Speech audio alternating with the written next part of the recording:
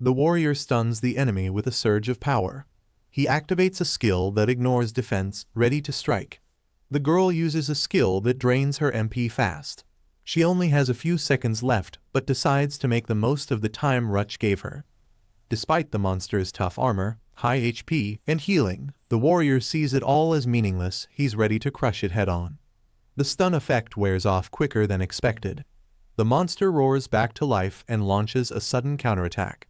The monster fires a deadly projectile. The girl panics, calling out to Elmas, who charges forward without hesitation. The projectile strikes Elmas head-on. His armor begins to crack, then shatters from the impact. Elmas lands a massive blow, slamming into the monster with full force, lightning tearing through its body. The monster is split in half. Elmas stands firm, eyes locked with unwavering intensity. A deafening roar shakes the cavern as light bursts from the center. Something powerful is awakening. Powerful winds erupt through the cavern. The girl holds on tightly as the monster's remains are blown away. The monster crashes into the water, wounded. Elmas unleashes his full power again, ready to end it with no defense held back. The battle ends with Elmas leveling up. He laughs off the risk, while the girl watches in awe, calling his move amazing. The monster is finally down. The girl rushes over, excited they beat a boss far above their level and earn tons of exp. Elmas admits the monster evolved unexpectedly. Rutch praises him, saying his attack was amazing, while he credits her for the win. Elmas explains he only succeeded because the monster was stunned and the life shield saved him. Rutch gets a new title, Nightmare Neutralizer, but isn't sure what it means. The title grants a 7% attack boost against future Dreamlords.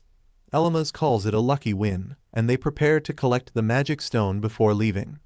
Rutch excitedly calls out to Elmas, revealing she found something special, an item dropped by the Death Amulet. Rutch finds a rare dagger drop poisonous and worth a fortune. Elmas is surprised by their luck, noting how valuable items keep coming. Elmas thinks the dagger suits Rutch perfectly, but she's panicking over its value. He tries to calm her down, reminding her to think logically. Back in Lacarina, Rutch acts suspiciously while celebrating their huge gold haul. Elmas tells her to stop drawing attention with her shady behavior. At the Adventurers Guild in Lacarina, Elmas steps in to exchange their magic stone for gold. Elmas asks to meet the Guildmaster, suspecting something serious. Dreamlord evolutions are rare and dangerous. He believes the guild must be warned. The receptionist dismisses Elmas and Rutch for being low-ranked. Rutch snaps back, clearly annoyed by the disrespect. Elmas calmly apologizes and explains the issue is serious and complex. He insists the guild needs to hear it directly to understand the danger.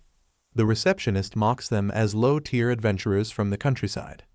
Elmas calmly responds by revealing a pile of valuable magic stones, asking to exchange them for gold. Stunned by the massive value of the stones, the receptionist panics and rushes to prepare the gold. Elmas smirks, looks like they'll get that meeting after all. The staff rushing to process the gold, panicked by the huge amount. Thanks to that, Elmas and Rutch also secure a meeting with the Guildmaster. The receptionist leads Elmas and Rutch up to meet the Guildmaster, announcing their arrival at Master Halen's door. The Guildmaster is confused at first, unaware of any appointment. After a quick apology from the staff, they agree to let Elmas and Rutch in to talk. Elmas and Rutch enter the Guildmaster's room. She eyes them curiously and comments on their unusual pairing, a pirate and a heavy knight.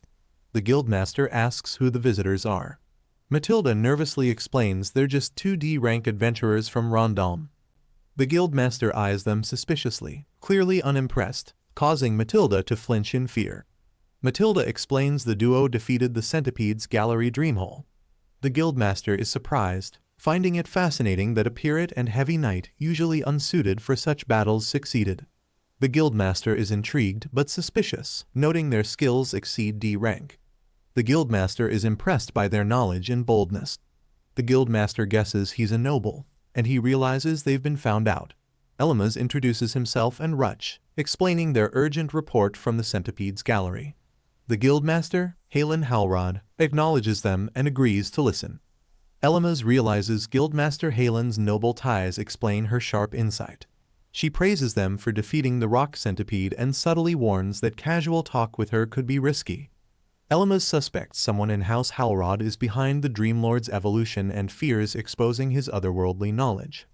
Elmas suspects the Guildmaster might be behind the Dreamlord's evolution, while she questions if he lied to gain her interest. Elmas senses the Guildmaster is hiding something. Her cryptic words leave him unsure friend or foe.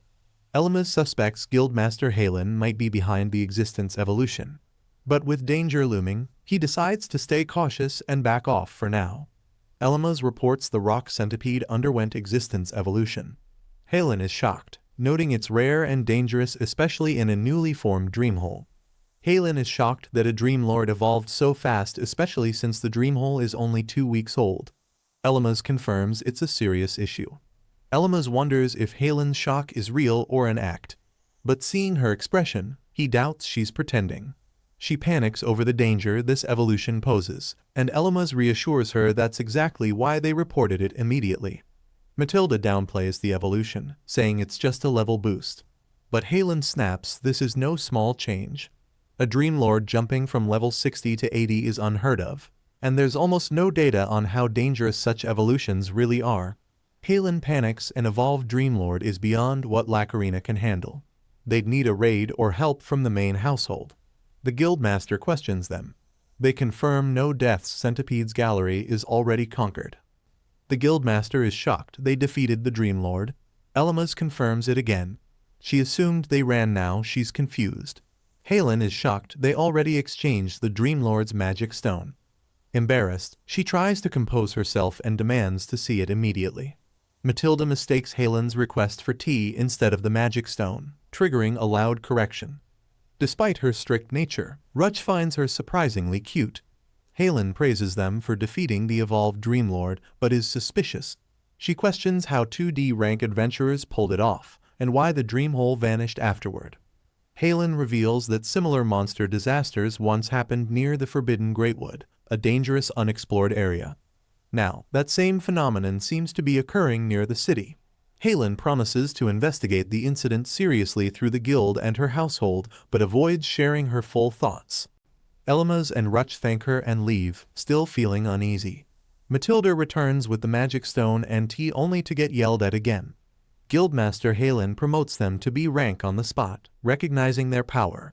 The group is shocked by the sudden B rank promotion, but Halen assures them it's well-deserved and expects only continued success. Halen praises their strength, promotes them to B rank, and subtly tries to recruit them. They respectfully decline but keep the promotion. Now as B rank adventurers, they plan to find a skilled blacksmith. Elmas gives Rutch the centipede's toxic dagger, saying it fits her skill set better than selling it. Rutch still dreams of food and desserts. Elmas wants to use rare ingots for his gear, but they'll need a top-tier blacksmith. Rutch agrees, joking they'll look like walking banks. They search for a level 60 blacksmith, but only find low-level ones. The only lead is a grumpy old man known to refuse work if offended. They find the blacksmith Veruga, but he mistakes them for someone else and angrily throws a hammer at them. Veruga apologizes for yelling but quickly turns hostile again, accusing them of flattery and rejecting their request. Veruga angrily lectures them, saying he hates two types of adventurers: conceited ones and insincere flatterers, making them feel hopeless just for being polite. Veruga rants about a past adventurer who angered him and insists he doesn't care about money. The duo decides to leave for now, realizing he's too worked up to talk. Veruga snaps and tells them to follow him or leave. Flustered, they quickly rush in after realizing he might want company. Veruga lectures them about relying on weapons instead of their own growth. They listen respectfully and ask him to consider their request based on conviction.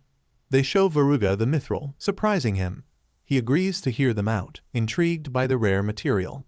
Veruga refuses to forge the sword at first, calling them weaklings. Elmas reveals they're B-rank adventurers who defeated a mithril golem, surprising him. Veruga accepts the job after testing their strength. Elmas adds a rare ruinous rune, impressing him even more. Elmas and Rutch wait while Veruga crafts the sword. Days later, they're excited to finally receive it. Elmas and Rutch rush to Veruga's forge, where a hostile stranger is confronting him over the sword. Elmas steps in to defend. A fiery young girl confronts Elmas, hurling insults. He's taken aback. Who is this aggressive child?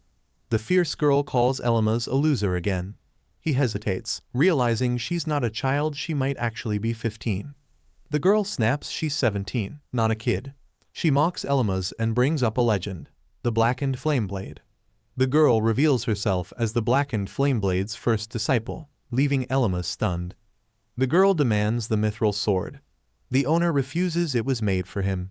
She offers 30 million gold. He still refuses, it's not for sale. She gets annoyed. She snaps and attacks, smashing the guy through the wall. The others are shocked. She mocks his reflexes and demands the sword again. He warns her he held back. The others check on him. They agree to settle things with a duel. Hilda bets gold if she loses but demands the sword if she wins. The old man warns it's a bad idea. The knight accepts the duel anyway. Everyone thinks it's a bad idea, but he's mad and ready to fight. Hilda mocks him and sets up the duel. The duel begins. Elmas casts Life Shield, but keeps canceling it, confusing everyone. Elmas explains he's managing HP to avoid overkill. Fighting her with zero defense would be too risky for both. Elmas is confident and a bit twisted. Hilda storms in, ready to fight. A new woman arrives, recognizing the duelists. Hilda's ready, she tells him to bring it on. The duel begins. Elmas knows Hilda has the advantage at both range and close combat. Elmas pauses the fight to ask the official a rule-related question about skill use. Elmas asks what happens if someone dies. The official says it's allowed, they accept the risk. He's satisfied and ready. Hilda accepts the terms, annoyed. The official prepares to start the duel. The duel begins, Elmas powers up, and Hilda charges in. Elmas activates Dragonrage Death Gaze, doubling his power. Hilda is caught off guard. Elmas activates a risky skill, no defense spared. Rutch panics, and Hilda prepares to respond. Hilda leaps back and prepares a powerful fire spell, warning others to stay back. Hilda is shocked as Elmas powers up even further. Hilda launches her spell, massive explosion erupts toward Elmas. Hilda and the others are stunned, Elmas is completely unharmed. Terrified, Hilda calls time out and surrenders. Elmas keeps advancing, unfazed. Elmas knew Hilda would surrender if pushed. The official declares him the winner. Hilda insists she only called a timeout, but the guild won't accept protests. Elmas refuses her reduced offer. The sword's real value is revealed, only 5 million gold. Hilda is left speechless. Hilda freaks out over the 5 million price. She begs for a discount, everyone else just watches.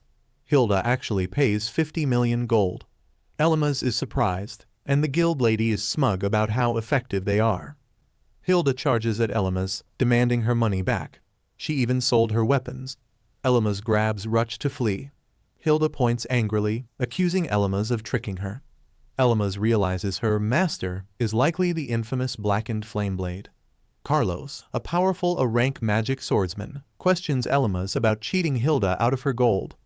Elmas, intimidated, acknowledges Carlos's overwhelming strength. Elmas explains that Hilda challenged him for the sword, and he won fair and square. Carlos, after a tense stare, accepts the explanation with a quiet, "I see, I thought so."